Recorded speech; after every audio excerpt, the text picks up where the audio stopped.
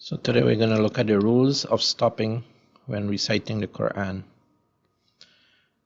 Whenever there's a fatha on a word that comes at the end of a sentence, we replace it with a sukoon.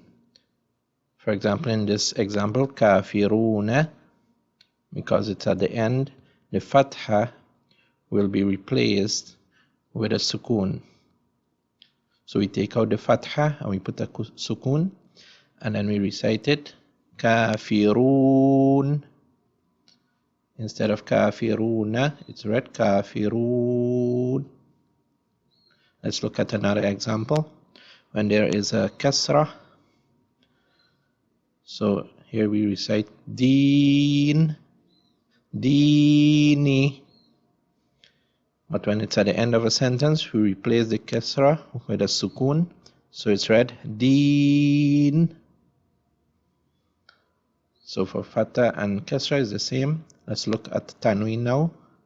For dhamma and dhammatain, it's the same thing.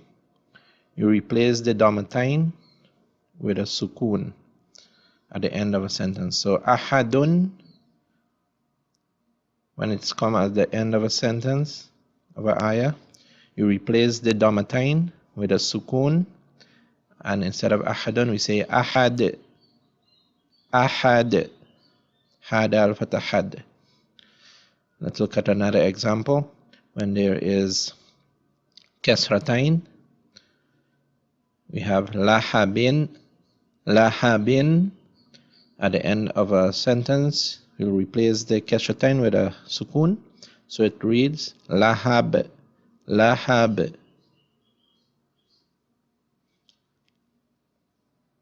So the last word, when it ends with a fathatain now, there's a different thing that happens here. There's a different rule. Whenever there's a fathatain, when we read it hamiman,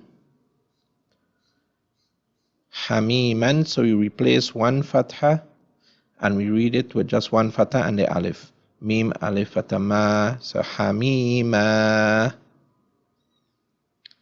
hamima. Let's look at another example. Hisaban. At the end of a sentence, we replace one of the fatha, we take it out, and then we just read it with one fatha. Hisaba instead of hisaban. Hisaba. Let's look at another example.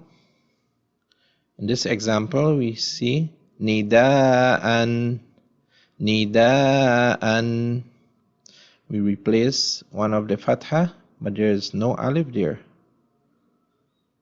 So since there is no alif, we just simply place an alif there, and now we read it nida'a. So for hamza, when there is no alif, you put the alif, you remove one fatha, and then you place the alif. If the last letter now ends with a ta, a close up ta, like this, we exchange it and the ta becomes a ha. Let's look in this example. There's dhammatain on the ta. So miyatun, miyatun. Whenever ta like this comes at the end, it takes a sukoon and the ta becomes a ha. So ya ha fatayah, miyah. So it's narun hamiyah. Let's look at this example. When there's a ta at the end of a sentence, it becomes a ha. So we remove whatever vowel is there, except if it's a fathatain. So in this case, it's a kasratain. So we put the sukoon and it becomes a ha. Aliyah, ya ha fatayah. Now, whenever there is a letter with a mad or a long vowel fatha, there's no change, and also when there is sukoon. So in this example, we have ha alif fatha ha, there is no change. Similarly, when there is a sukoon at the end of a verse, there is no change because already has a sukoon on it. So hushirat. So a recap of what we have learned: whenever there's a fatha, we replace it with a sukun.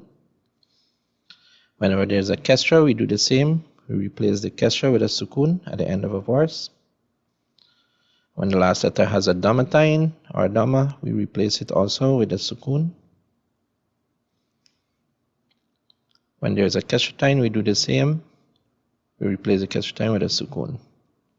In the case of a fathatain, we just take off one of the fatha and we read it as a long vowel with fatha.